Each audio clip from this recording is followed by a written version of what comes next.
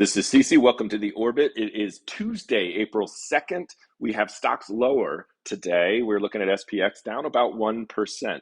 That is obviously a lot more than what options were pricing for the day. And in fact, about what options were pricing for the entire week.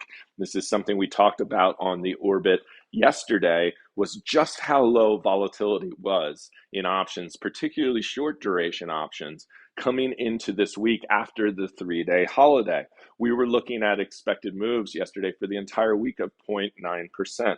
We've already seen a move like that today to the downside. Now, with that, option vol has picked up a little bit, and we look at the expected move for the rest of the week, and this is a day and change into the week. And normally you would see the expected move decrease as you advanced in time. Actually see a bigger expected move today into Friday. And of course, Friday is that jobs number. Will that continue? Right now, that is 14 vol. That is not that high. We've seen vol into big macro and economic data releases. We've seen it higher than that. So something to keep an eye on. Now, obviously, what could increase volatility is if the market continues lower and does not hold here today. When we go to the 1-month chart, we can see we've taken out those lows from last week. We are now down below 5,200. Do we do a bigger pullback, or is this just more of the same where we have this channel that we've had over the last 3 months? Or are we in store for that first pullback that is actually more than 2 or 2.5%? As far as that 1% move for the week, 1% expected move, that takes us to levels at about 52.50 to the upside and 51.40 to the downside. So again, we are about 50 points in either direction on the SPX. Now, of course, we are down 50 points today, and this is one of the larger moves we've seen in several weeks. So with what we covered yesterday, that's why we were talking about these IV levels. We were looking at that 14 IV, short duration trading. And we mentioned yesterday, and we don't often cover directional long premium short duration trades, but it was setting up in a situation where it wouldn't take much of a move for long premium trades to hit their break even and their max gains. And that's exactly what we saw today. If you were long put spreads, even if you were long an at the money straddle with short wings forming a long butterfly, this would be beyond those levels of your break evens, this type of move.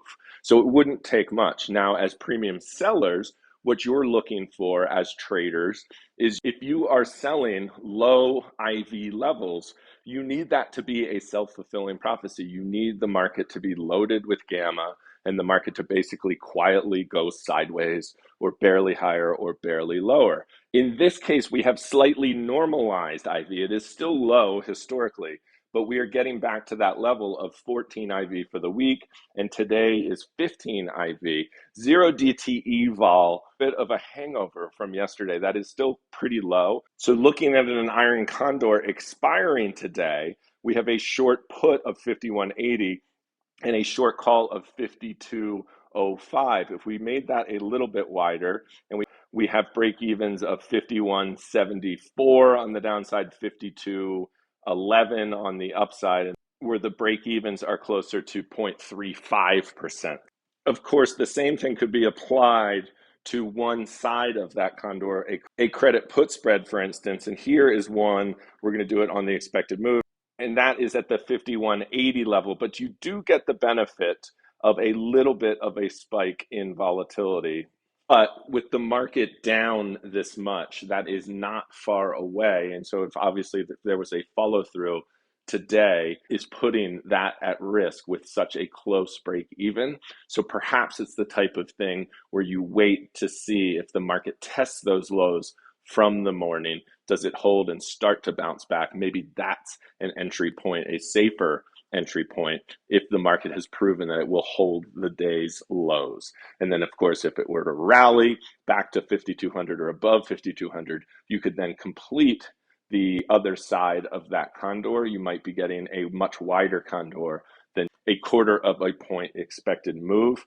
And that might be a way to kind of navigate low vol, we've already seen a big move on the day. And the same holds true for the rest of the week. Is you could possibly use the market momentum to get into strikes that you would have been unable to at the beginning of the week at such low IV levels.